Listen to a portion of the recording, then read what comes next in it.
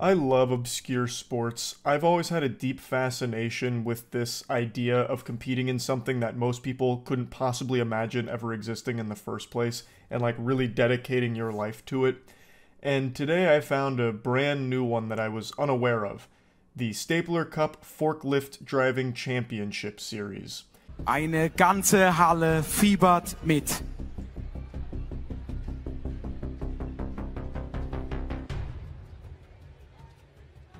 Und die Rampe bewegt sich. Oh, der Pokal, er bleibt stabil, er bleibt stabil. Noch wackelt er. Benjamin Danker. Ist das soft? Ist das gut? Ist das cool? A death-defying stunt that only forklift-certified professionals should ever even attempt. A normal mortal would not have survived. Now, I don't speak German, but I understood what he said when he said, "Das soft, das good." I get that, because I was feeling the same thing. The way that he operates that forklift is the same way a surgeon operates a scalpel. Such tender precision. He is a master of his craft. Now, I know I've made a lot of videos talking about how AI is going to sweep in and fuck everyone. It's going to throw the world into disarray, taking so many jobs, and basically changing the course of humanity in the future. But after watching this, I've had my eyes truly opened to a truth that I was ignorantly unaware of. That even if AI does truly dominate society in the coming years, there will be one job that only humans will ever be able to do, and that's forklift driving. I am convinced that robots and AI could never possibly operate a forklift with the precision that these professionals are able to. Ist das präzise? Der Und Pokal jetzt geht's steht. gegen die Uhr. Die Zinken sind raus. 4 Minuten sind rum. Jetzt schnell parken und nach oben laufen auf dem Weg ins Finale. Der Titelverteidiger schafft es hier nach oben. Unter 4,25 mit der Frankenstutt Arena im Rücken. Benjamin Danker geht ins Finale. Get that binky out of your mouth, baby. This is a man's game now. A 416? Are you out of your fucking gourd? He's never seen a 415 and never will with a line like that. Wow. So a 416, that's nothing to scoff at. And you can see how excited he was after he set down that Stanley Cup chess piece, contraption, gizmo, whatever that was, with ease. And then he drifts that bitch sideways. He starts, double clutching, no granny shift in here, parks the forklift, runs up, hits the buzzer, and he gets a fantastic time. And it made me hungry to see more. So I saw this clip earlier today on Twitter, and I went and tried to find as much information I could for the the Stapler Cup Championship Series. And man, is it something special. So I found their YouTube channel, and I went to their most recent tournament, which happened a few months ago. And it's actually a lot of fun to watch. I enjoyed myself thoroughly. So I wanted to just show you what a full run looks like here from another team. Let's go. 3, 2, 1. Und da muss ich sagen, der Anzug, der sitzt bei Continental. Wird ganz entspannt in. The production behind this event is top-notch. This is more buttoned up and professional than most esports right now. And I also love the hashtag Forklift Heroes. That is fire. I think that is fantastic. So it begins with the teams going and putting together that giant obelisk you saw in the last clip. They put together that monolithic structure with the Stapler Cup logo on it. They have their own custom ingredients here for that. And watching them assemble it with the forklift it's extremely impressive. Locker sitzenden Jerseys. Es ist rot gegen gelb. Christian, wenn wir beim Fußball bleiben, du weißt, was das heißt. Ja, klasse. German Classico. Bei Continental fragt man sich natürlich, wer hat den Hut auf? Alle. Ja, und welche Reifen haben sie eigentlich dabei? Oh, das war schon schön knapp wieder, auch bei Wirth mit der roten Linie. Das ist schon super eng. It's as they say, forklifts travel in packs. So this isn't some kind of solo mission or anything like that. It's not the NBA. You're not going to have like a superstar carry a whole team or something and you just build around them. This is a collaborative effort amongst the entire crew. So what they do is they build this together. It works kind of like a relay. So the first person gets the first piece of the puzzle, gently sets it on top of that box, then the other team member comes in double fists it, grabs it with the forks, and pulls it back, and then begins constructing the next additional piece. Begeistern sich seit Jahren für diesen herrlichen Wettbewerb. Dankeschön an dieser Stelle. Was wären wir ohne Continental und ohne Wirth? Nicht hier, oder? I'm sure you didn't expect it to be all easy peasy lemon squeezy here. There's obstacles they must overcome. It's like Indiana Jones navigating through booby traps. The journey of a forklift is a perilous one, so obviously the competition's going to mimic that. I'm sure many of you have seen the OSHA videos where people are dying all the time from forklifts, apparently, with all kinds of, like, catastrophic injuries and fatalities, like, straight out of fucking Mortal Kombat sometimes. Like, it's not easy. Like, genuinely, using a forklift to this level is not a super easy thing to do. And they're making it look so simple.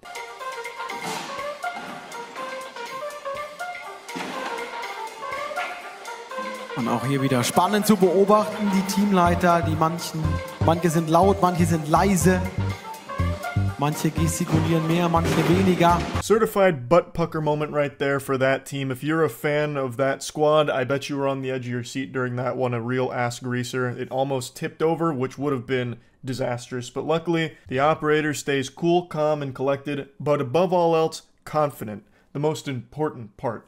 At this level of competition, at this stage of the game, you can't afford to have nerves, you can't afford to feel pressure, you gotta stick to the game plan and you've gotta execute, which he does flawlessly. Now, the camera makes that altitude adjustment look pretty small, like it looks like he only goes over a small curb, it doesn't look like he goes very high, but trust me, that's about 20 feet in the air right there, that he just, in a split second, climbs with the forklift, and then gets the precious cargo set down gently. It wobbles a little bit, but it doesn't fall down, and we're able to keep moving forward. Und Strassi, wir können festhalten, wird nicht nur im Sponsoring-Bereich. I just love that camera shot. I'm pretty sure for this event they have the same technology that the NFL does, where they put like big high-tech cameras on wires and then like follow the action around. So they have this top-down camera that follows it sometimes. They go all out at the Stapler Cup, and I really appreciate that. 3 Sekunden, ja, super. Die werden wir natürlich, da machen wir uns einen Knick ins Ohr. Die rechnen wir drauf, aber wir sind bei 2,20. Fantastisch bislang und wird... Just look at how tight of a squeeze that is right there. There's only a couple of inches worth of room to get the forklift tongs through it. It's like a fingernail's length, and they're able to do this like it's nothing. Like it's absolutely nothing to them. Und jetzt steht der Pokal bei Wirth auf der weißen Bahn. Und lässig. Now the structure is complete, and now begins the most difficult part of the competition, but at least it's complemented by some extremely good music. I actually really like the background tracks. They got bangers in here. It sounds like Persona 5 soundtrack. Und jetzt brauchen wir den DJ Drama, DJ Daniel. Der hat gerade die Schallplatte wieder auf Drama-Musik gestellt.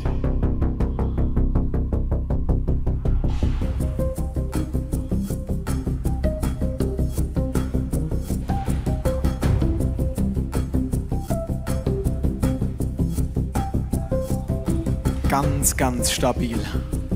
Was wird da abliefert? Kleiner Blick. We're reaching the climax. As you saw in the other lane, there was a bit of a whoops-a-daisy with the structure falling back onto the forklift. An unfortunate blunder there, but nothing but ice running through the veins of this man in the other lane. The way he's able to navigate those landmines, nothing shy of extraordinary. So he gets through the landmines without any explosion, without any disasters happening, and then he approaches the final piece. Und das ist hier die schwierigste Stelle dieses Parcours im letzten Bereich. Minuten zu Ende für Wirth, das wäre eine Top-Zeit. Einmal parken, die Gabel runter und jetzt ab dafür. Aschaffenburg. Und bitteschön! You know he's good for it. There was no choke there whatsoever. He came to play and he came to win. The way he sets that down at the end, it's like he's handling it like a newborn baby, like a mother taking care of her child. Just right in the crib. Just business as usual. He then throws that bitch into overdrive turbo mode. He parks the forklift in the designated area, runs up, hits the buzzer, and gets an admirable time. It's a great competition. You'll love to see it. I just wanted to put professional forklift driving on your map, in case there's any forklift enthusiasts out there that want to see what high-level forklift operation looks like. I highly recommend checking out the Stapler Cup series. That's about it. See ya. Ladies and gentlemen, you paid for a fight, and we're giving you a fuck. Thanks for tuning in to this heavyweight title championship match, live from Hank's backyard. The WWD, Worldwide Dicking, is proud to present Hell with a Smell. Coming up first, we have the challenger, the underdog in this matchup, weighing at approximately 3 ounces. We have the Blue Bionicle. What he lacks in balance, he makes up for in heart. This man is ready for the big time. Oh, look at him showing off to the sold-out crowd here at the Staples Center tonight. He's ready to put on one hell of a show for him. Seems as though he can't quite get his legs underneath him. Looks like a really drunk man trying to get home. He looks fucking plastered. Oh, look at this technique. It's like he's tiptoeing around the house late at night trying not to wake anyone up. But it looks like he's finally found his way over to the ring. He's getting a little help from his father there. He's really been, showing up for him nice. Oh, that's a beautiful front handspring.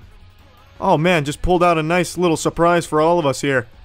It looks like we're in for a real treat in tonight's matchup. Now for the moment you've been waiting for. The prized fighter, the highlight fighter, the highlighter. It is our current champion, 3-time defender of the heavyweight belt, the unstoppable masculine force of robotics, the technology powerhouse man robot, the one, the only Herman Tinklefist. Oh, look at him. He's coming out real hot. Oh, he surprises everyone with some Heelys. Sporting a nice little piece of fashion there. He rolls out in style. He's like Floyd Money Mayweather of the robotics fighting scene.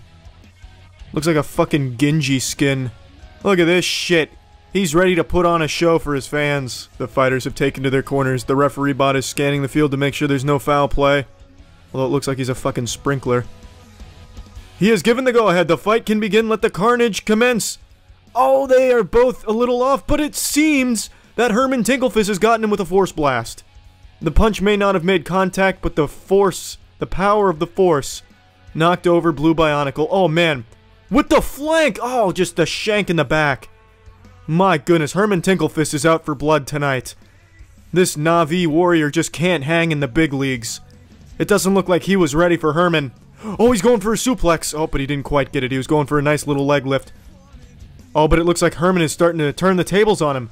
Well, not really turn the tables. He's been fucking dominating. Going for a sweep kick. Oh, the Blue Bionicle just loses his balance. He may be too drunk to fight. Can we check his BAC? This is just a fucking disgrace. Herman is over here with the disciplined fighting stance. The blue man is just going full drunken master on him. He's no Jackie Chan. It looks like Herman Tinklefist is throwing out a flurry of punches there. Oh, he's just going straight up Wing Chun Ip Man style. Oh, little jabs going here. Oh, he's going for the leg sweep. Breakdancing on him. This stormtrooper is ready for some fucking blood. He's so quick, his speed is immeasurable. They clocked his fastball at 90 miles per hour. His baseball skills won't help him here, but it's a nice little fun fact. Oh, shit! The upset, Herman Tinklefist. Showing a severe lack of focus, but he inches his way over there. He's got him in a good lock. He's gearing up for a Frankenstein French fryer. It's beautifully executed. By God, he is broken in half. That was one hell of a Frankenstein French fryer. How much more can this blue Power Ranger take? Herman has come out here with a purpose. He wants that Krabby Patty secret formula. Nothing's gonna stop him. Holy shit. Oh, he's got him. Oh, he went for a little handshake there. He's gonna try and rim job him real good, I imagine. He's just going for the behind. Trying to get right up in those rectal flaps. That's always the weak spot on these fighters. Damn, the blue one's down again. Face in the mud for the 5th time. He's got more mud on his face than a swamp monster. Oh, look at that combination. If that had connected, that may well have been the end of the blue one. Herman Tinklefist.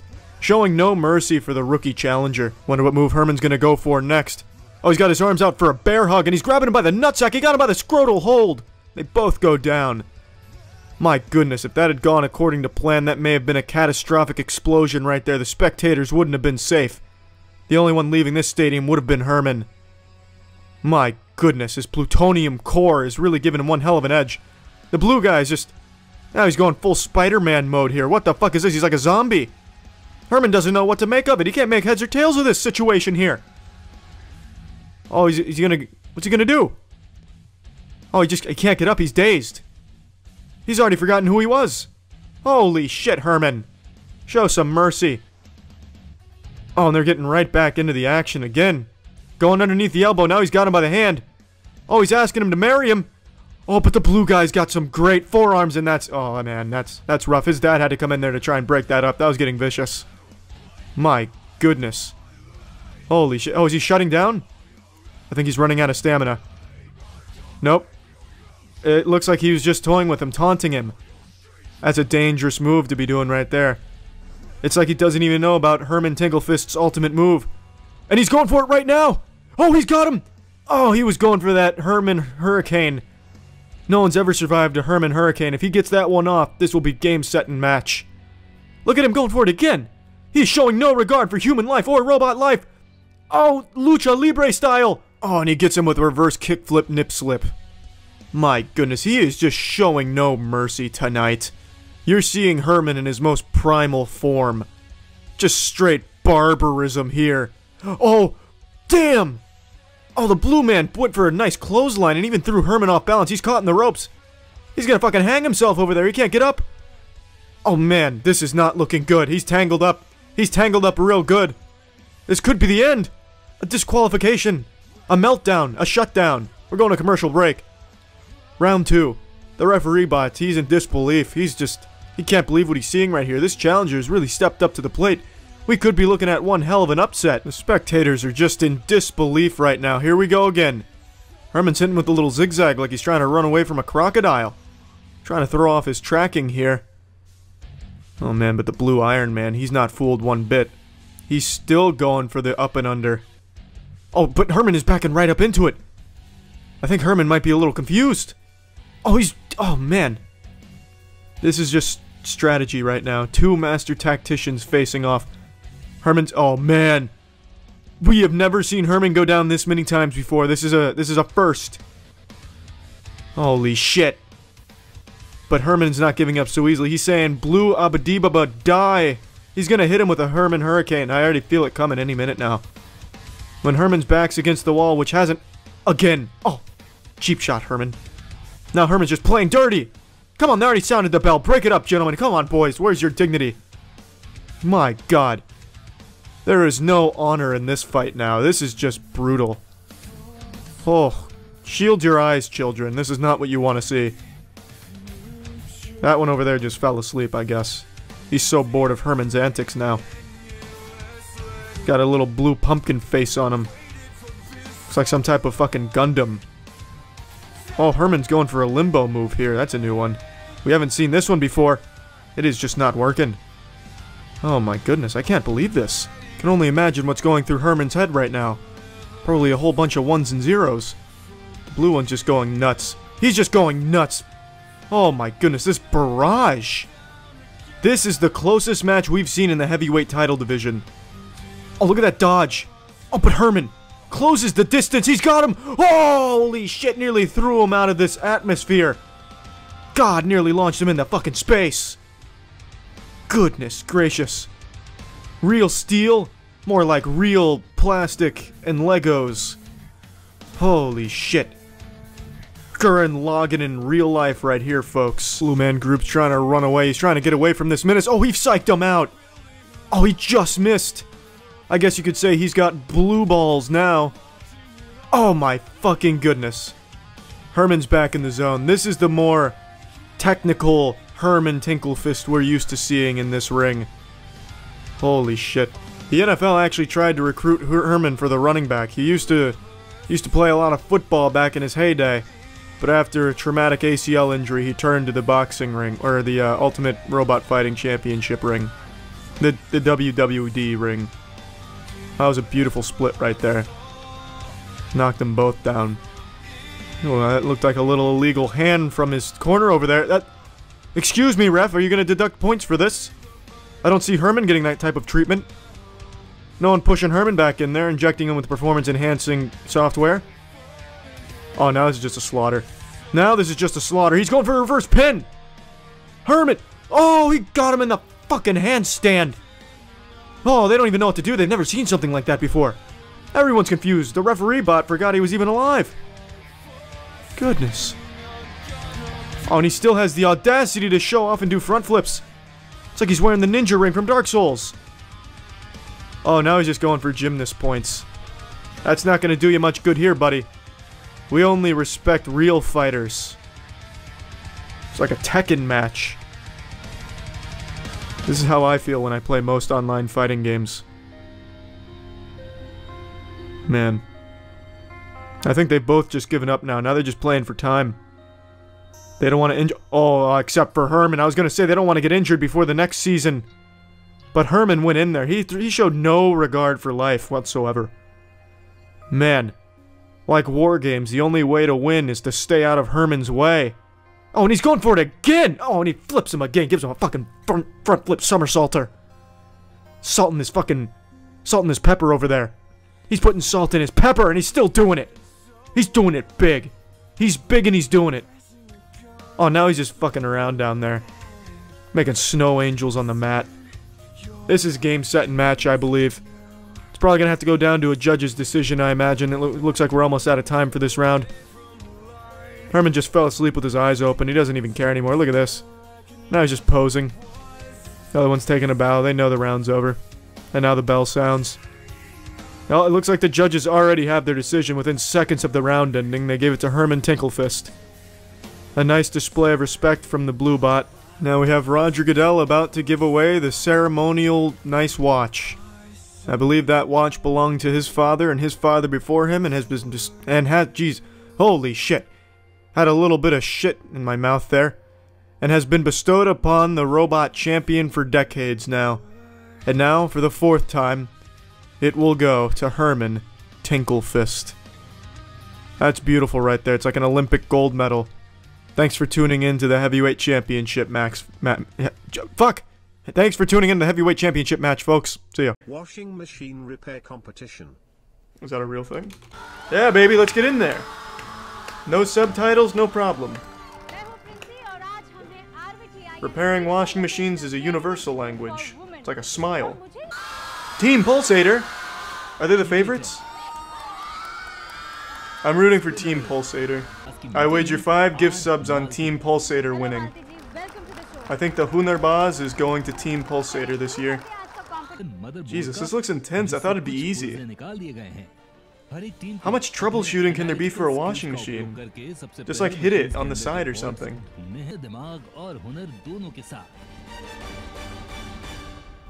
The editing in this is like Hell's Kitchen style. This is impressive.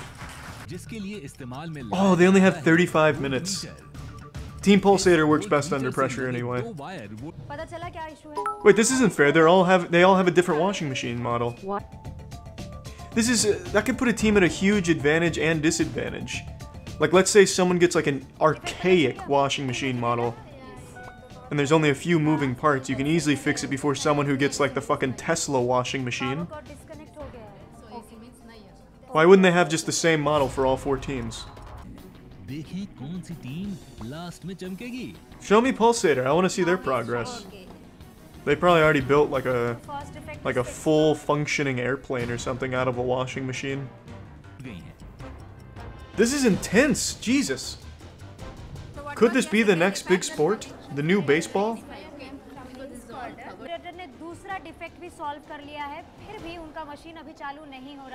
It's serious then.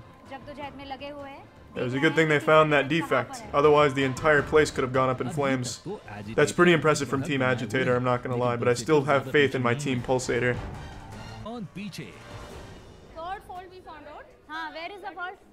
Jesus, a 3rd defect? God. Just scrap the washing machine at this point. It's not even worth fixing. Just repurpose it. So wash is working now. So 3rd is yeah, fuck yeah. Okay. Pulsator's on their 3rd defect. Second problem solved, 3rd problem pata chala?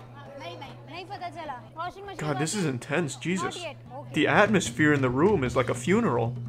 Let's get some energy in the crowd. God, it's not golf, it's extreme washing machine repair. Come on, crowd, get in there. Cheer on Team Pulsator. Like, the editing is super fast-paced with, like, intense music. But the crowd is barely even lucid right now. They're all falling asleep. Team Pulsator, baby. Ooh, is Team Agitator not even gonna finish? Oh no! They didn't defuse the bomb in time. Damn. There's so many wires in there. I really think it's just the model that fucked them. More time to fit back the equipment. Otherwise, it was very interesting. I have all my appreciation for all the 4 teams. But Team Pulsator wins, is what you're telling me.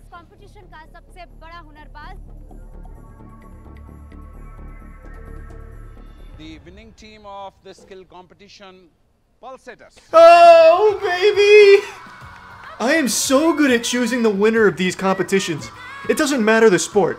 Whether it be extreme premature ejaculation, extreme bowling, extreme fucking washing machine repair, I don't care. I am always right with my prediction. I know what to look for in champions. I need only a glance. That's all it takes. Fuck yeah. It's a cool little theme song. They need that on the Wii, like, instead of Wii bowling, let's get some Wii Hoonerbaz. I'm sorry to hear that you're too tall. It's definitely intimidating. Hopefully they'll invent surgery to bring you down to the correct height at 5'6". See? Like Shay. Don't you want to be like Shay? Shay's pretty goddamn cool. Like Aaron Carter V2. Oh, Shay's such a gentleman. Is he gonna wash her feet too? Just like Brian? Maybe it's just like a thing with short guys, like, they wash feet. I wouldn't know, because I'm the optimal height at 5'6". Punch it, pussy boy. Get us to that prom. I've got some Mike's Hard Lemonade in the back. We're getting real fucked up tonight. Who brought the natty lights? Yeah, baby! Hey! Haley's dad went home. He's not happy. Now it's time to get wild at Whiskey Reds. Mrs. Carvalho. Yeah, baby. Brian's already fucked up. Where am I? Where's the strippers, goddammit? I don't know, this is confusing me now. I don't know how to feel. It's on one hand it's cute, on the other hand it looks like a child with their mother. I don't know. Tom Brady French kisses his kids. Maybe there's just a lot that I don't understand about other people's families. Well, that's kind of an underwhelming cake. Got him. Why didn't they make the cake super tall? They should have made the cake taller than Brian, too. Season 1 had a really wholesome ending. Being tall is a blessing, 100%. I think most tall people will tell you that, except for ones that reach like Andre the Giant levels where he has to drink like 1,000 beers an hour in order to not feel perpetual pain. As long as you don't reach that threshold, being tall is probably pretty fucking awesome. Russian car fighting? Well, it's not just Russian car fighting, it's called Karjutsu. Karjutsu. But yeah, they're blowing up on Twitter. I know all about it. They also have phone booth boxing. Yeah, you might recognize the caster as JT, baby. I thought it was actual car fighting. No, they just fight in a car.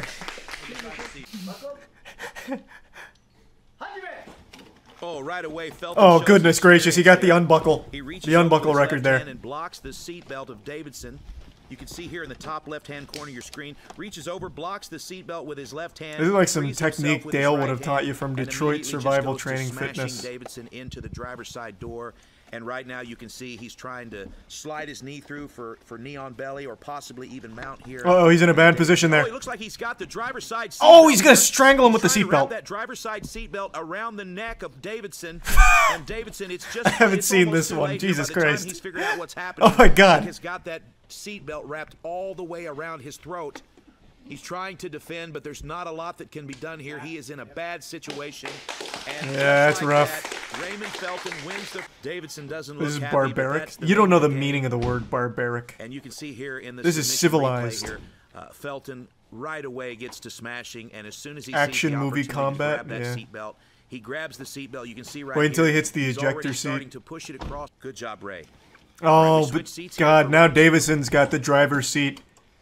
He'll start banging his head on the fucking steering wheel, honking the horn with it. Okay, round 2 underway, and it looks like... Oh, he got the seatbelt again. You can't keep giving up the seatbelt. Ray already all over Davidson. Davidson's trying to get Oh, out of there. wow. Good wiggle. Good wiggle. Oh, He's fighting that's hands rough. with that front headlock. That's the go. Not a lot of room to work. Maybe throw him through the inside car. sunroof. Okay, Oh! Davidson's making a little bit of space here. Good for recline, himself. good He's laid down recline. the passenger side seat. Bell gets caught around his left arm, and currently. Well, he's in a left good leg. position right now, though. We've He's him got that, like, guillotine squatting intent here lotus into the technique front going headlock. on. Oh, that might be all she wrote. Ray's got quite a bit of experience into it. Takes a submission. Oh, he's going to the back seat. This is a Oh, you 2-round can't give up the fight, back and seat. What that means essentially is that Davidson has. If there's one thing I've learned from Salt, to secure a submission that Angelina on Jolie Felton, or movie. he will lose the match. If he can get his right Oh, knee God, down fake on the taxi's seat popping for a off. couple of seconds, he can score Recline 4 the points driver's from out, side but seat. No, it doesn't look like Ray's going to let that happen. Full mount? I think Ray would rather give up his back here, and that's what's happening. Davidson taking the back of Felton.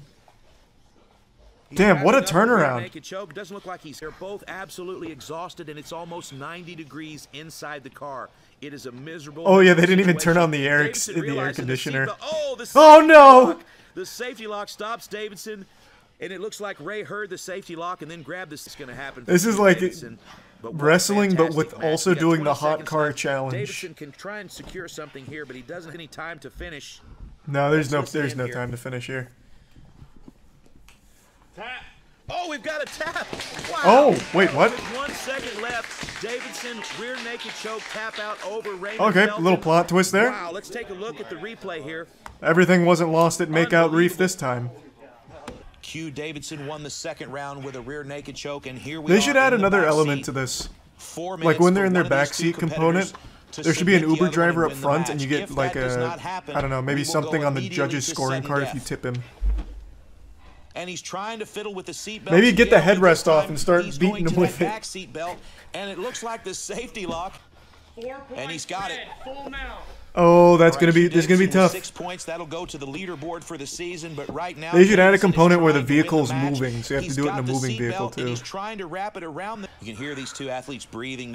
They are miserable and absolutely exhausted. Oh! Davidson pushes the passenger seat forward. He said enough and now he's got the fishy seat belt business. all the way I want around the whole neck seat belt. of Ray Felton. He's got the seat belt on the right side. He's got 2 He's seat gonna belts. reach under now with his He's right dual hand wielding. here. He's going to reach under and he's going to grab the Gonna seat fucking belt decapitate and him. pull it behind the head of Felton, pushing with his left hand and using his right forearm. And Yeah, there no you have shot. it. It's an Yeah, Ezekiel there was no seat shot belt he gets out of that. by Q Davidson to win the match. Almost looked like we were watching a crime. Raymond Felton, fantastic fight. Q Davidson. That what did a look like a great, crime. It was great like murder come-from-behind footage. win. Let's take a look at the replay here. Edison versus Punisher. Okay, just one more quick one. With a name like that. Oh god, he's got the door open! He's gonna fucking start slamming his head against it. Slamming the door into it. Oh, here he goes. Oh, jeepers! On the side of the car, and Oh, there he fuck. goes. He's thrown Sam out.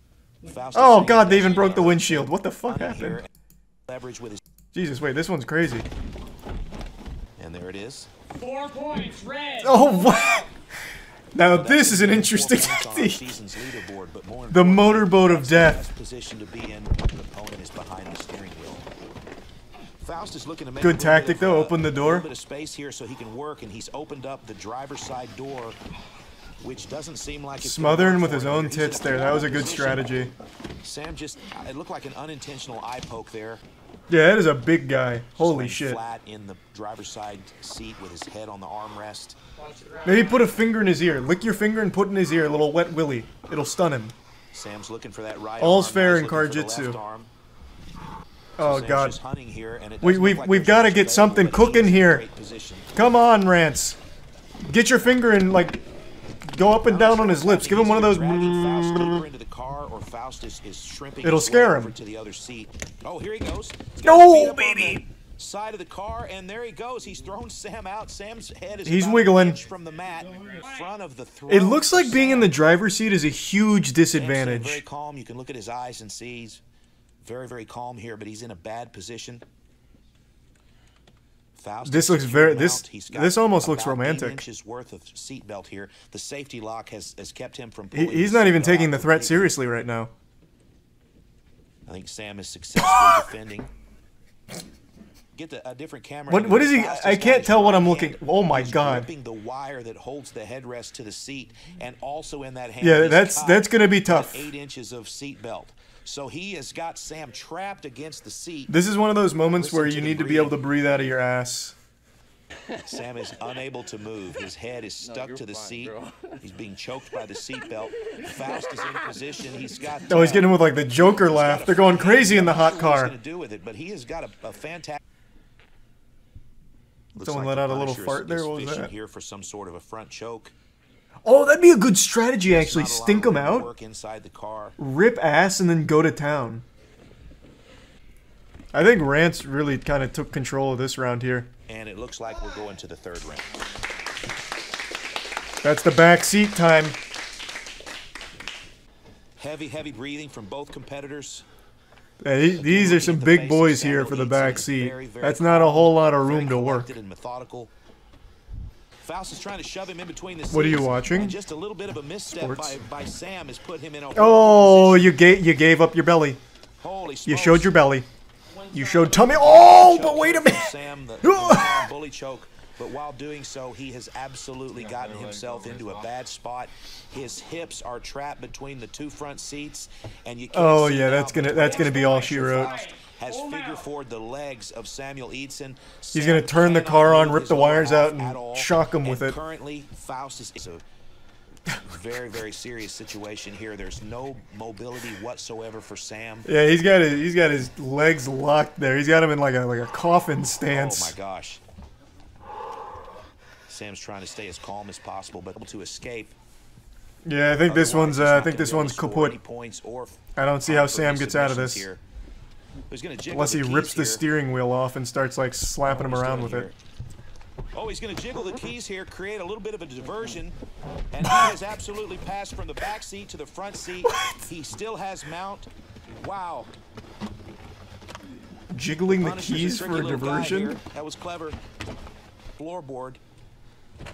Just hide in the floorboard, Sam. He can't get you there. Okay, here.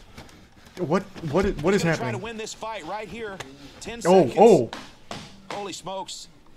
Sam's head is stuck behind the steering wheel. And what is Sam Jesus. Oh my gosh. What is the Jeepers Creepers. Sam and Faust has passed in the match. Rance the Punisher Faust by submission. Holy smokes. All right. Wow. Championship. Man, Sam was in such firm control for round 1.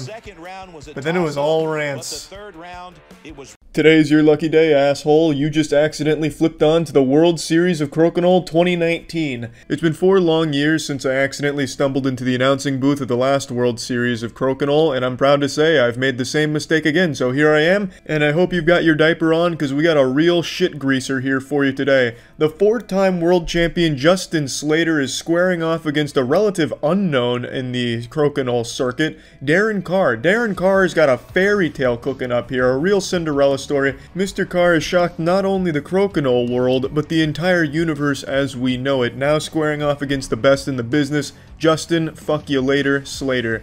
Now, the last time I was here, Justin Slater was in the championship back then, too.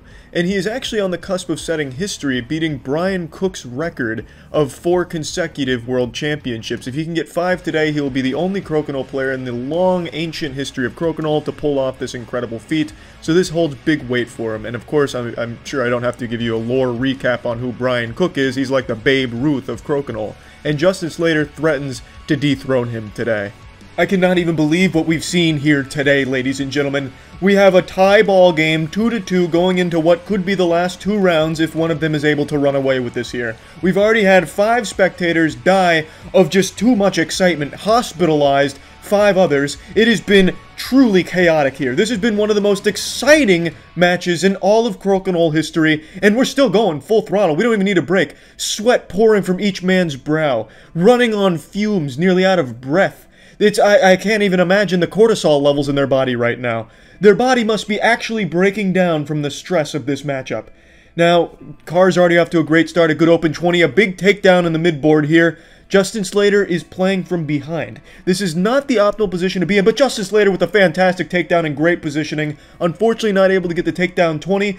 And that might just come back to haunt his boners, and it does. Darren Carr exploits the open weakness beautifully, but Justin Slater answers right back. We are going full nuts to butts on this one here. Darren's eyeing down the next target, and he blasts it. Yep, as you would expect from a master of his craft. Can we get the dealership on the phone right here? Because this car was made without brakes. Darren Carr cannot slow down right now. He's going in again. He's going wild. He's ready to just fucking let loose, rip his fucking shirt off like Hulk Hogan. Another big takedown. Darren Carr has stepped up to the plate from out of nowhere, seemingly out of the shadows, to give Justin Slater a run for his money. This has been some of the finest Crokinole play I've ever seen from an unranked player, and then, as I say it, Darren Carr makes me sick to my stomach. Darren Carr makes no contact with Justin Slater's Crokinole disc, meaning he has to just get rid of the Crokinole disc, and one of his family members will be executed after the match. That is a huge mistake from Darren Carr, and I did not expect that. The momentum has truly shifted here, and the entire attitude and tone of the room has completely changed. Where once there was air, there is only stink now. These people are breathing toxic fumes because of Darren Carr's stinky, disgusting shot that has undoubtedly made a lot of the spectators ill as well. But he's got a big smile on his face, and you have to love the attitude. These two athletes here are squaring off just for the love of the sport. They're not here for a huge payday, because it's Crokinole and we only pay people in popsicle sticks. They're here because they love Crokinole.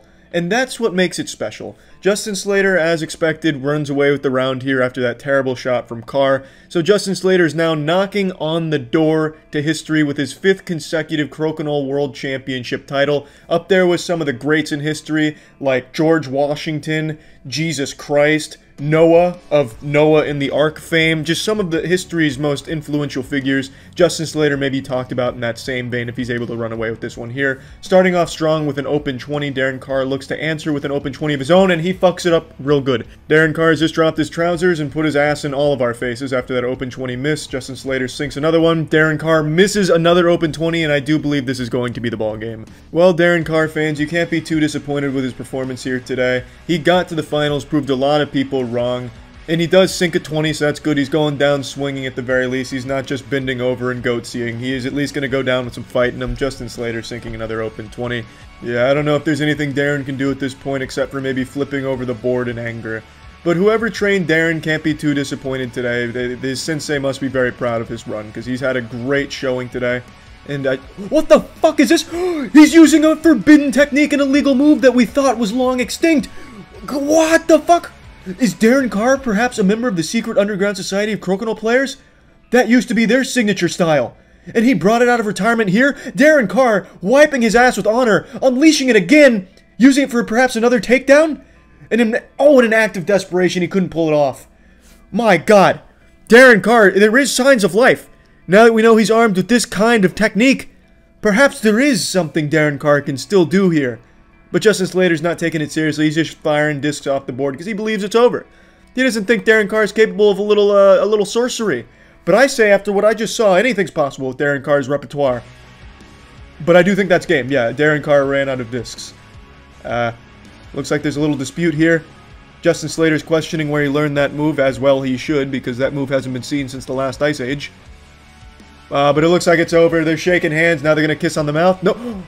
Oh, very poor sportsmanship from Darren Carr. They didn't do the ceremonial French kissing. I've got to say I'm a little disappointed in that as well. But, you know, overall just another exciting World Championship in the Crokinole Thunderdome.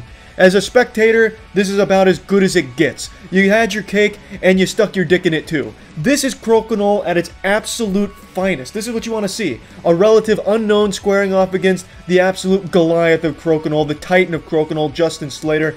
The crowd is electric. The crowd is going absolutely wild. It's pandemonium out here. Welcome to the wife-carrying World Championship of 2016 AD. That's this year.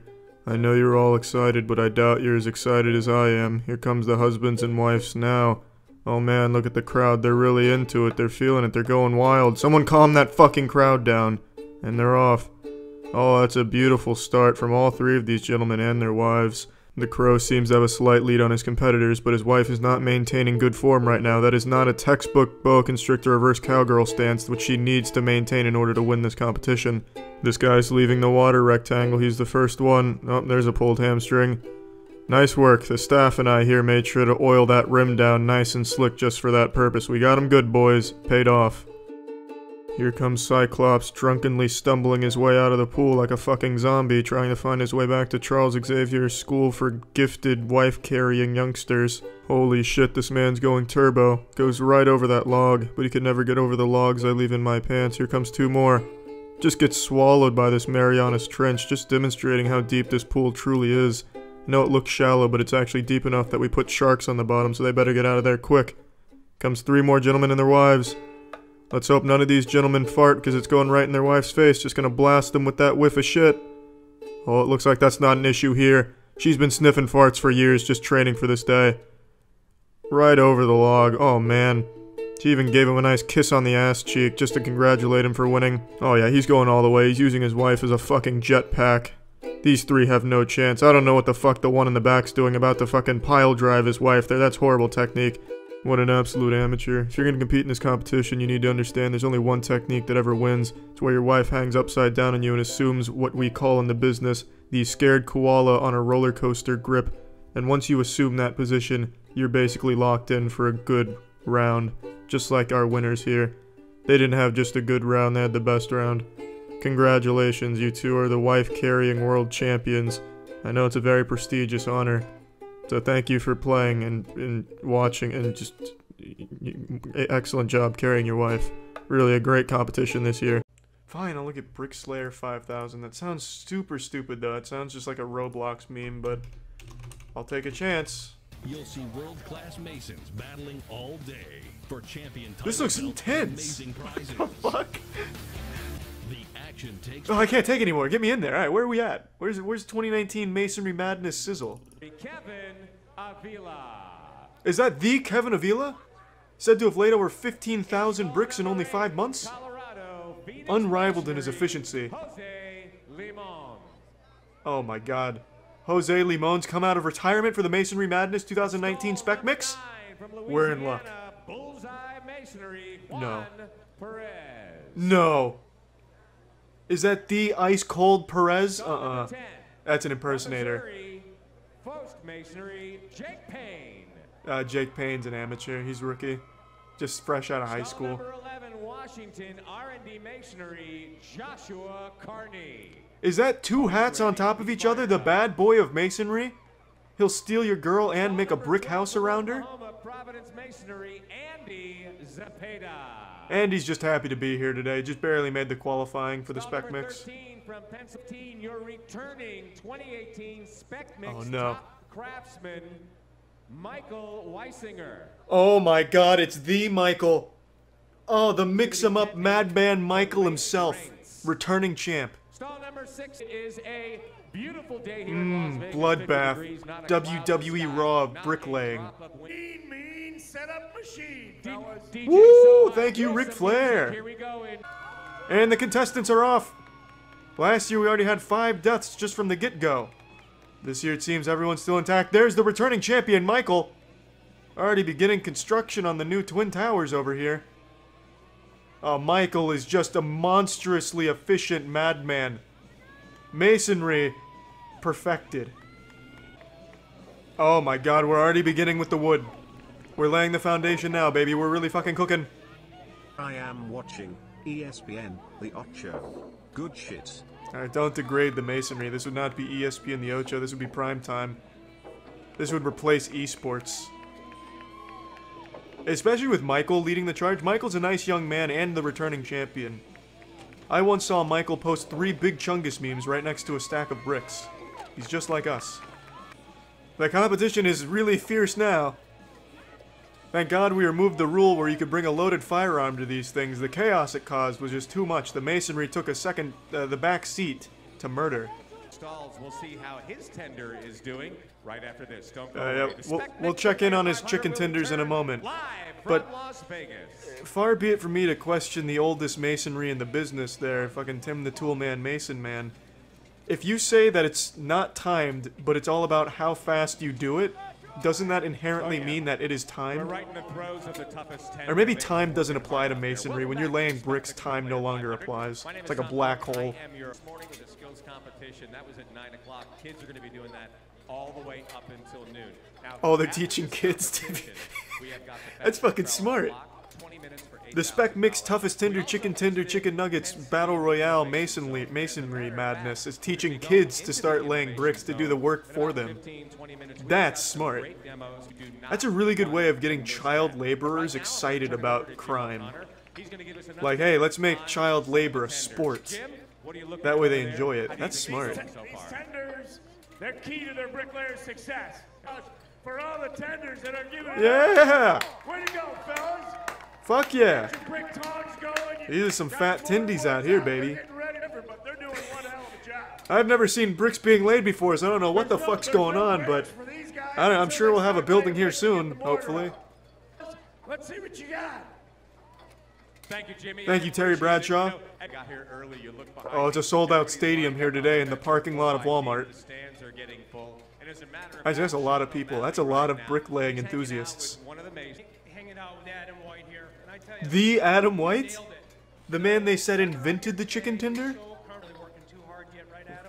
Why are you grabbing his chest? Hey Adam, we're not really working too hard here as he's tweaking on his nipples. Yeah, so the game plan is as follows. He's going to put some bricks down with some cement. Typically how that plan goes. John Madden style. Who's this guy? No! No! Are you like the veteran? Is that Jeff Gordon? No, this is the third generation. Yeah, I just got bored of building my own houses, so I started teaching kids how to do it. Now they do it. I don't give a fuck. Wow, that was like... Yeah, goddamn right that's a party. Look at that harem of beautiful women. He may have been known for laying bricks down, but now he's known for laying that pipe, you know what I mean? Interview we've never done before. Whoa! I thought he was going to start eating her out. Do you think masonry is in your future? Let's see what her vagina has to say about the masonry. Right. A womb with a view, I believe, is what we have right there. Awesome. What? Well, let's hear it for JP. Womb with a view, baby. Right here, you know? What the fuck? They have jets fly over the bricklaying competition? Or is that stock footage? No, it's stock footage. It doesn't get any better No than way. that, kids. This better show me who wins, and it better be Michael. I can't even imagine a building not built by Michael being up to code. God damn, that is a huge crowd. There's more people here than there is at, like, fucking Overwatch Owl League matches. Holy shit. 3 minutes remaining. Damn, maybe bricklaying's on the come up. Top craftsman. Boo. This guy's first rodeo. Boo, boo, boo. Where's Michael? Boo. Not Michael. Don't care. Boo. Where's Michael? Michael was like a well-oiled machine of bricklaying. Who are these guys? Nah, it's garbage. Check for performance-enhancing steroids. Check his concrete. Maybe his cement was, like, Gorilla Glued or Flex Seal glue. He cheated. Michael was robbed. Forget everything you think you know about lawnmowers. What I'm about to show you will open your third eye and change everything. This is from the Walker Mowers Championship, one of the most cutthroat competitions in all of riding lawnmowers history. It looks like something right out of King of the Hill. The athletes are strapped into their Walker mower and then go through a death-defying obstacle course in order to compete for the prestigious title of the best riding lawnmower operator. Here comes Dominic Toretto's father, easily through the hairpin turn. Now he's going to throw this bad girl in park at the pit stop, gets the flag, making it look so effortless and easy right now. An excellent job reversing, didn't hit any of our VHS tapes we've put around the course, but now we'll have to drift around this cone. This is where boys become men and men become mowing legends, and doesn't struggle at all. An excellent vortex drift and avoids the decapitator. We lost many a good man to that very obstacle last year. In fact, a father of two had his head taken clean off his shoulders right in front of his whole family. But this guy, he says, fuck that, this is child's play. I'll tell you what, DB Cooper is just cruising through this course right now. Already at the second pit stop, grabbing the flag, no problem. Damn near does a full wheelie on it. Sometimes you don't control the Walker mower, it controls you. Again, avoids the death trap, but will he survive the upcoming firing squad? We'll have to wait and see. Grabs the third flag on the way by, and that will be it. What is his final time? Oh, that's a new course record, 54 minutes.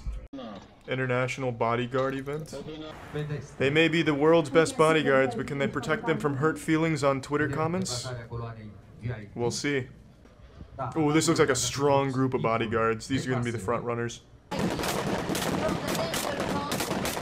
Damn, this is an intense competition. Jesus Christ. Is being covered by snipers. How do they know who won since they're firing blanks? Did the terrorists win or the bodyguards? Wait, what the fuck is that? Is that a man hanging upside down by his legs, being slowly dropped down? Looks like a fucking lobster, like a charred lobster. I feel like this was just like an accidental casualty and this man is really dead. How is this bodyguard competition shit? Oh fuck! Round 2! An entire new team entered the game. This is an intense sport, Jesus Christ. Good getaway. A lot of amateur bodyguards don't make that turn very well. Which team was that? Was that TSM? Oh, this is gonna be big. The terrorists are gonna roll in on a full fucking tank. How are they gonna take care of this one? Or maybe like a helicopter, like an attack chopper is gonna come in firing blanks at them. Then they do it Hobbs and Shaw style and throw a chain in the blades. It's like synchronized swimming. This is cute. It's like figure skating. Oh, this is graceful. Oh, yes. Where's the music? Can we get some Nickelback or whatever people figure skate to these days? Wings of an Angel? Lips of an Angel? This is fucking awesome. This is the best goddamn sport I've ever seen. Why isn't this... Well, I can probably... Actually, I can venture a guess why it's not in the Olympics. Hello,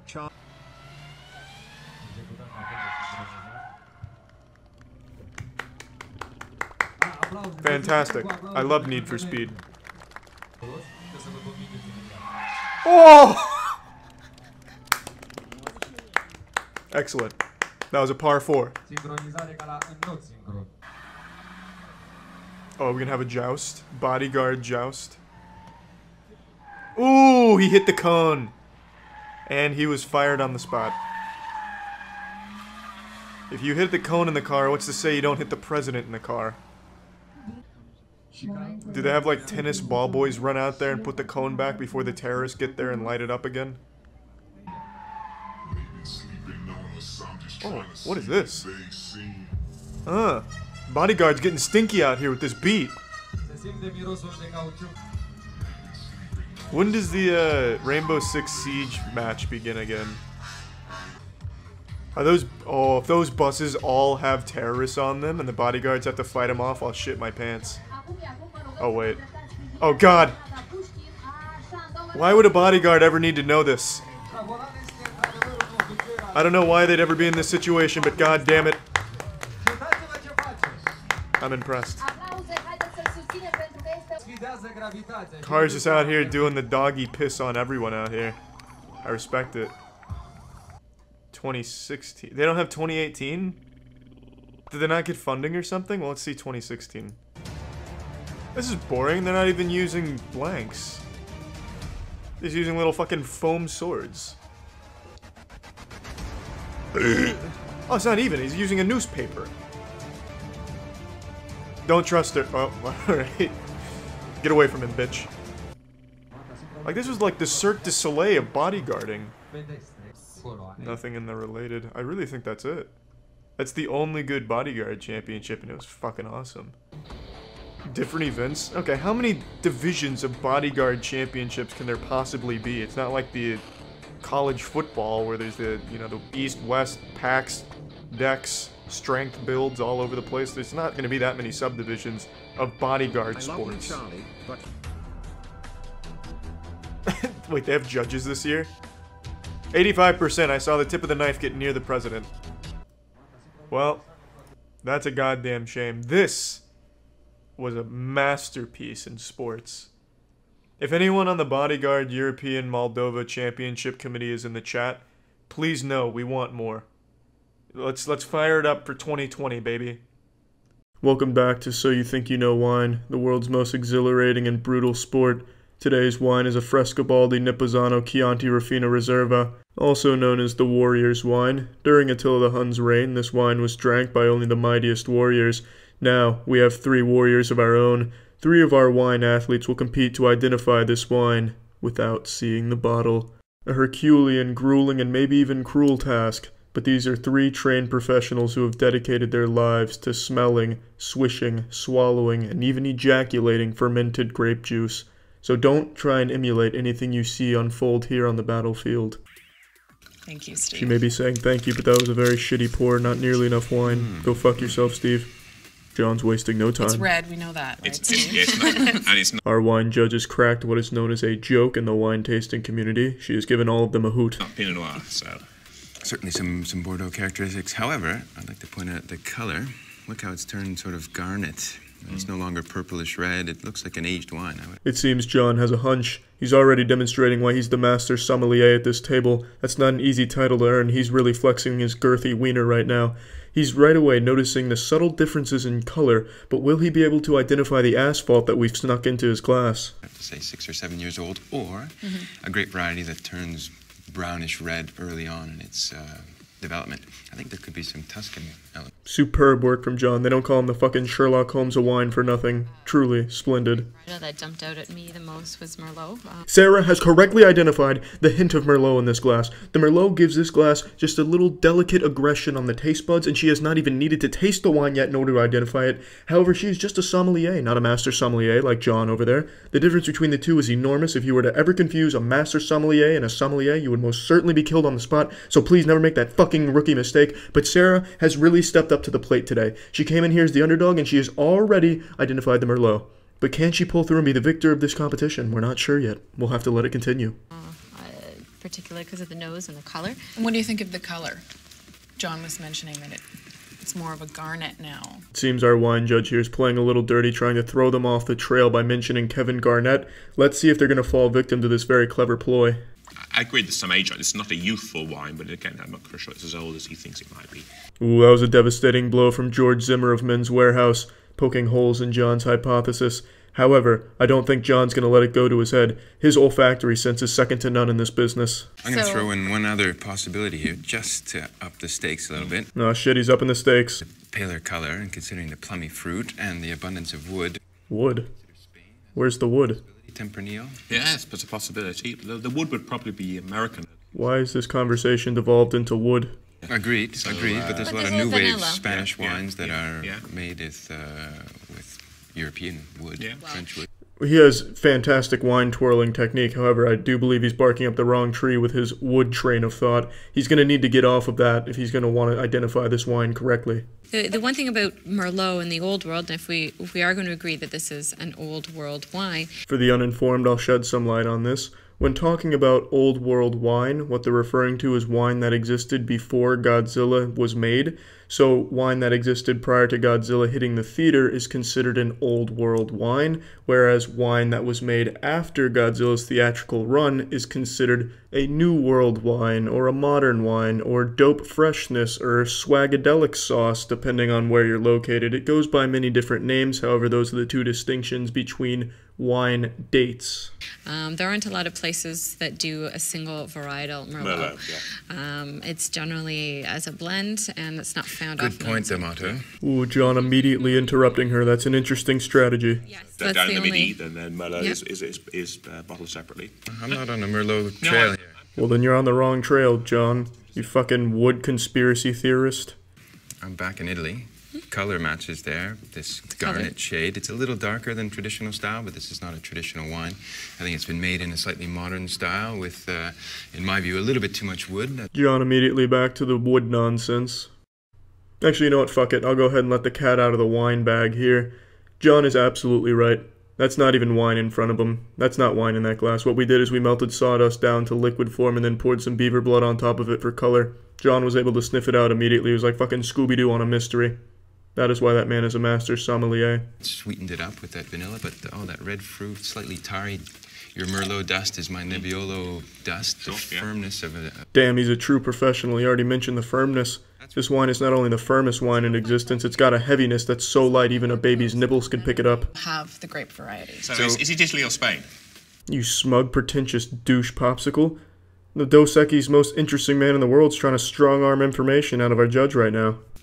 If I give you that, do you think you'll get the variety? We might do, yes. Yes. It's an Italian wine. It's Italian Sangiovese. Oh my goodness. The fucking wine hound over here immediately gets it. Level of acidity. Here's my guess. Sangiovese with Merlot in it. I bet you this is Chianti Classico, and they haven't declared that there's 20% Merlot. And vintage, we wouldn't see anything earlier than 2007. He's cheating.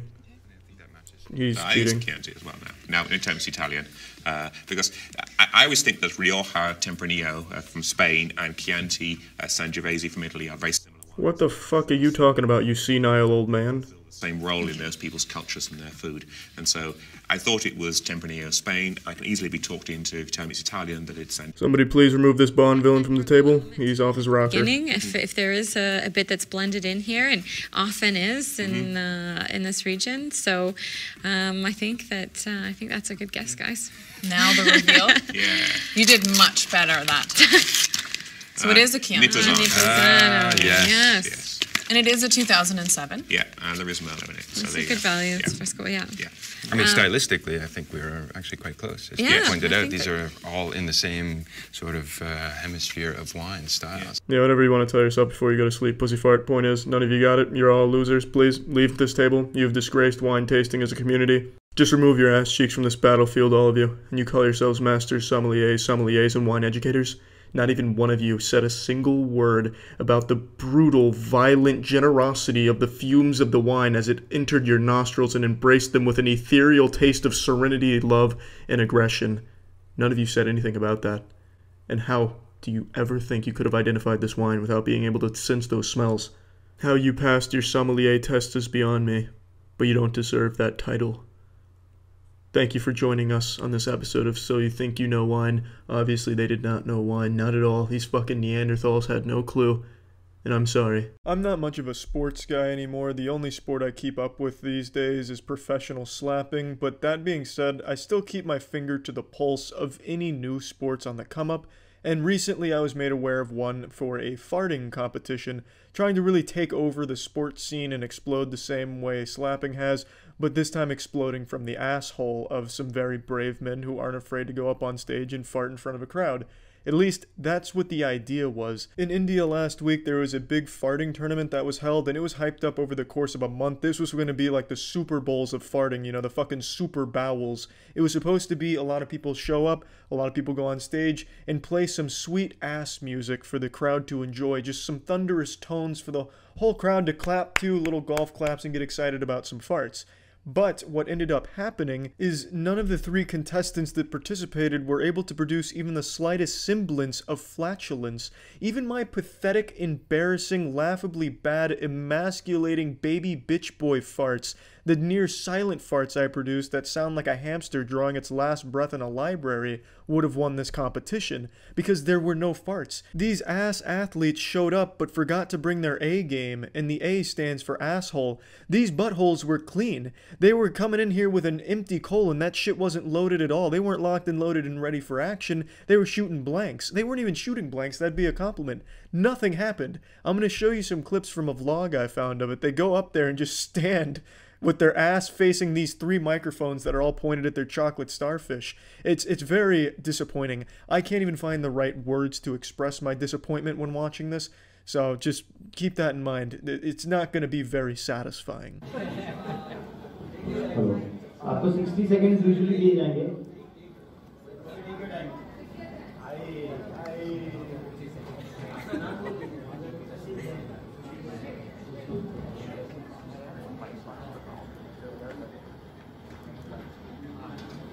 So this is the first contestant, and it really sets the tone for the rest of the farting tournament. No one is even trying. He's clearly not taking it seriously. If you're going to participate in a farting tournament, commit.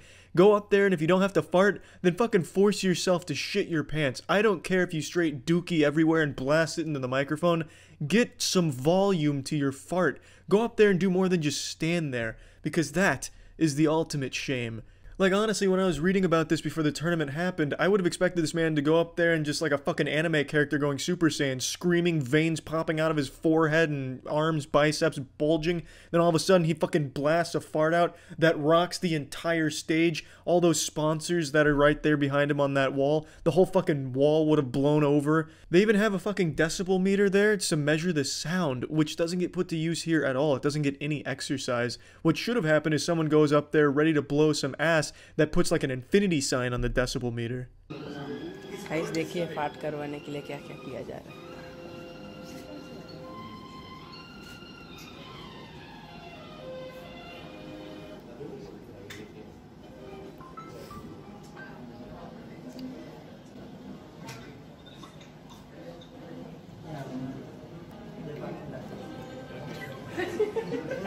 He even calls in for backup with his farting coach, who decides maybe turn him around because he might be fart shy, and even that doesn't work. He just ends up turned around standing in silence like out of the Blair Witch movie where everyone's too afraid to turn around and look at the Blair Witch behind him. On paper, it's a good idea. Hey, maybe his asshole muscles are just clenching up out of, nervousness in front of a crowd. Let's try turning him around and maybe it'll work. But it didn't. He still doesn't fart, and then he shuffles his way off stage getting laughed at.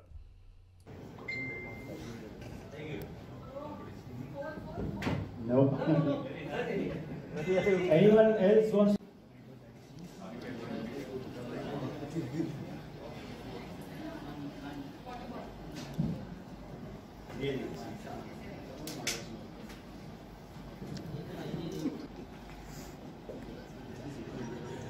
Okay.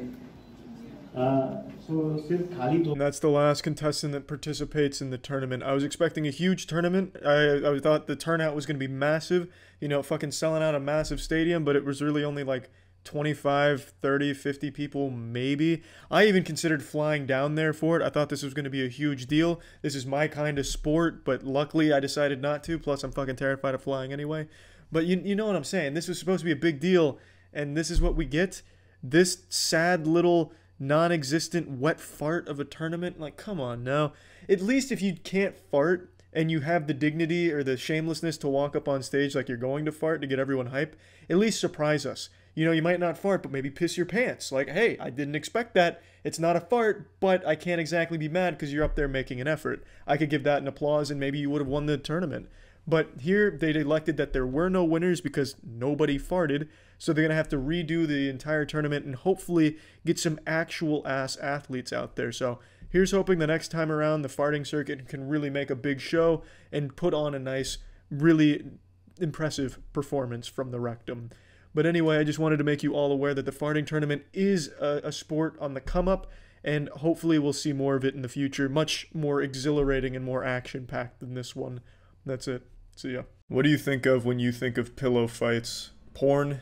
Yeah, I don't blame you. I was naive like that once. Then I had my eyes opened to the absolutely brutal and competitive potential of pillow fights. There's an entire pillow fighting league called the PFL, up there with some of the great sports like professional cornhole and competitive zip popping, and it combines elements from the WWE and a sad street fight between two mothers at their children's daycare.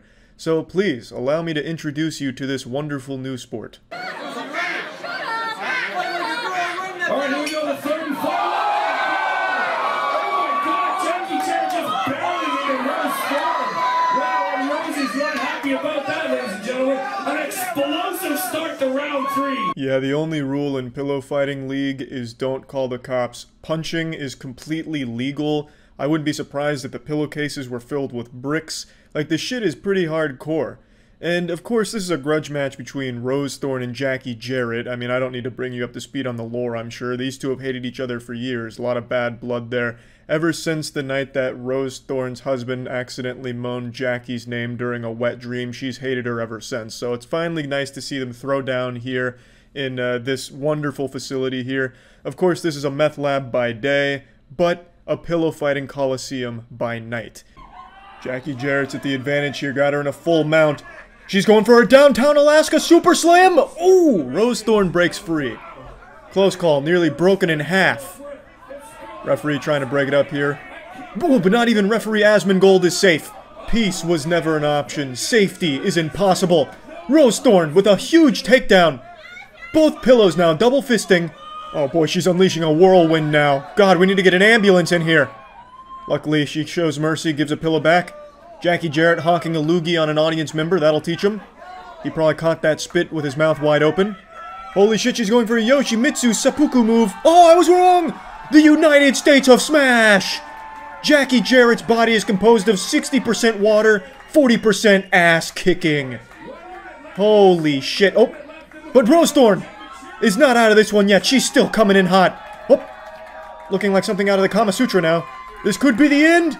Ooh, only a 2 count. Don't know exactly what happened over there, but the referee said it's a 2 count. I'm having a hard time understanding what's going on here. This looks like football players trying to recover a fumble. It's hard to make out what exact... She gets an arm up. The shoulder is up. We're good. The match will continue. The spectators are on the edge of their seats, and maybe just edging as well. Oh, she's going for a motorboat attempt on Rose, but she shuts that shit down right away. I believe this is another pin attempt here, or a smothering, a murder attempt. It's hard to know for sure. And that's it. Rose takes home the PFL belt for tonight, and Jackie's not happy about it. She says, hold my 50 Shades of Grey book, I'm not done here. The match is ended, but the ass beating has only just begun. An audience member getting in there trying to break them up. Probably never been so happy to break up on a fight in his life. Oh, I think he's grabbing her titties. An interesting tactic for breaking up a fight. Man just went in there yanking her backwards and then honks on her milkers a little bit, and it seems to have worked. It seems like they're both calming down here. It looks like that's going to be into this scuffle here. And Rose Thorn is still your winner.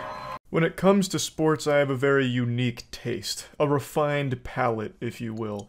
There's always slapping at the top of my tier list of sports, but then not far behind it is a little obscure sport known as cheese rolling. I think probably a lot of you have heard of it by now because it started making headlines over the last few years because it's absolutely brutal. Basically, it's in the UK. They roll a cheese wheel down this giant hill, and people just scramble to chase the cheese and just fall and ragdoll all over the place down the hill, leading to numerous injuries. This year there were 6 hospitalizations, which, all things considered, is pretty good. We escaped the 2023 cheese rolling competition with no Mortal Kombat fatalities, broken necks, or bisections of the human body, so I count that as a W. And it's not like 6 hospitalizations is abnormally high for this sport. If anything, I think it's starting to decrease in frequency of, like, urgent care medical emergencies from it. So maybe we as a human race are starting to evolve to be better at cheese rolling. You know, maybe they're drinking more fucking milk or something. Their bones are starting to calcify. The bones are being made out of adamantium now so they can take more punishment on the hill and tumble harder without getting hurt more. Now, the article seems to indicate that they're trying to urge the officials to make this a safer activity. And I don't even know how you do that. I mean, this is just nature at its finest. This is what God intended for athletics. Like, what are you going to do? Put pillows on the hill? Like, you know, this isn't Weenie Hut Jr. You can't even take the danger out of this. You know, this is a sport where boys become men, and men become warriors, and women become warriors, and champions, and heroes. You know, this isn't bowling. You can't put the bumpers up just because it's a little difficult. God damn it. Like, I have no idea how they would even work towards making this less painful. So, this year was a very interesting one. Not only were the hospitalizations kept to only single digits, didn't even break double digits this year, but there was very interesting storylines going on, such as the returning champion from last year having to defend his world title against the new blood. We had so much going on. The women's side of the competition this year had a new champion emerge who really took the headlines by storm, and I just kind of want to go over cheese rolling for this year because it was a wild one. 19-year-old Delaney Irving was taking part in the women's event at the annual UK race near Gloucester, chasing a roll of cheese down Cooper's Hill when this happened.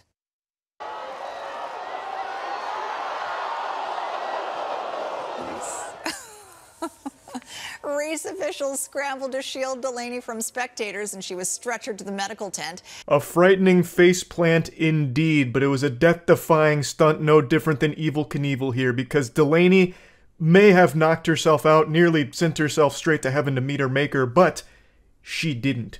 She looked the Grim Reaper in the face and said, "Not today." But I do love that the officials, like, brought out a big sheet so that way people couldn't see, like, her mangled corpse there, just in case she actually did just fucking die. They probably are about to bring out like a priest or something to like read, read her like last rites to get into heaven or whatever. But didn't need it. She got stretchered away, regained consciousness, and even gave an inspired speech. First question, how are you? I'm good. Now that I remember it, I'm good. You took hell of a tumble. Did I? Yeah, so what do you remember of the race? I remember running and then I hurt my head. The question is, are you going to come back next year and do it again to reclaim your title? I think I will. That's the fucking spirit right there. She hit her head so hard she probably forgot the first 16 years of her life. All those memories gone, but it doesn't matter because the only memory she needs now is being the world champ of cheese rolling. And she's willing to come back to defend that title. It's a prestigious honor to compete, and an even bigger honor to win. And I'm glad Delaney recognizes the magnitude of her accomplishment here. Now, you'd imagine that the winner is compensated fairly for the amount of work required to win this, so you're probably expecting the payout, like first place prize winnings, to be in like the 7 or 8 figures. What if I told you it's even bigger than that? You win a block of cheese. In fact, the cheese that they roll down the hill. So it's by far the best reward you could ever ask for. So Delaney gets to take home that cheese as a nice little trophy, a little piece over the fireplace on the mantle. But I do want to give a special shout out to second place here, which is this woman wearing red. You're probably asking yourself, how do you win in cheese rolling? It seems like everybody loses, but you win by just surviving. But in order to get first place, you have to be the first one down the hill. And the lady in red just barely misses that, but I want you to pay close attention to her.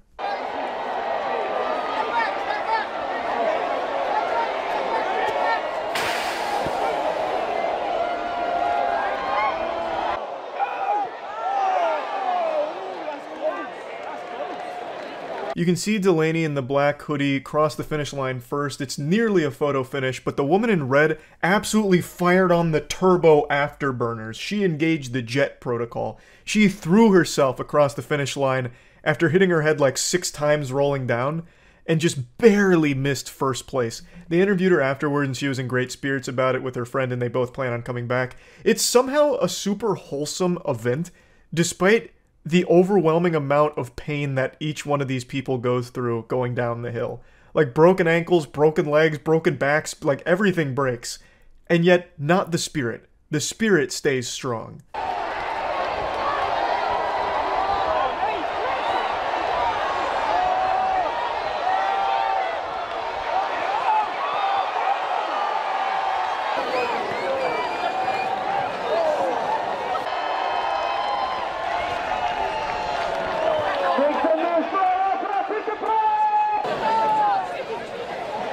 I love how those guys at the bottom are supposed to be there to catch people to, make sure they don't hurt themselves even more at the very bottom. Yet one of them, runs out there and Goldberg spears that guy for no fucking reason. But what you just watched right there is one of the men's runs, and this is actually where the previous champion was dethroned. Cut some cheese out of this, yeah. Thank you so much. Obviously. Hey, congratulations. Well done, mate. Thank you. As a chump. You beat the chump, mate. Well done, you nailed it. A great sport about losing his title. It's just 2 gladiators bonded by the love of the sport, passion. I know it's a little confusing to follow to the untrained eyes, but if you look to the left there, you can see them battling for first place right now. It's a fierce competition. The number 3 hoodie going up against last year's champion, and after that hard tumble, it just cements the victory to the new guy. Now, there's more than just 1 man and 1 woman champion. They do multiple events, so there's going to be a few first place finishes across the day, which is a lot of good cheese wheels. So I'll just go ahead and show you a couple more of the runs here.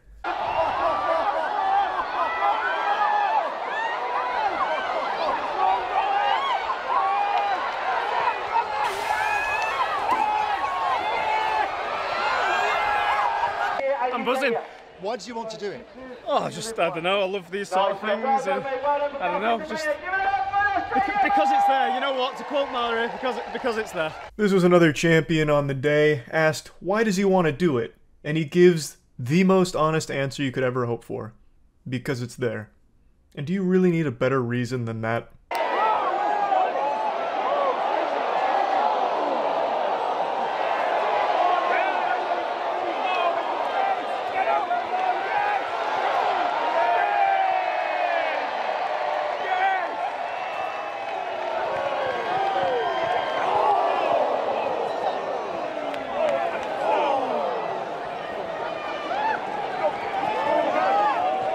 goodness gracious. Right towards the end, this poor soul, he ate more shit than a toilet. My God.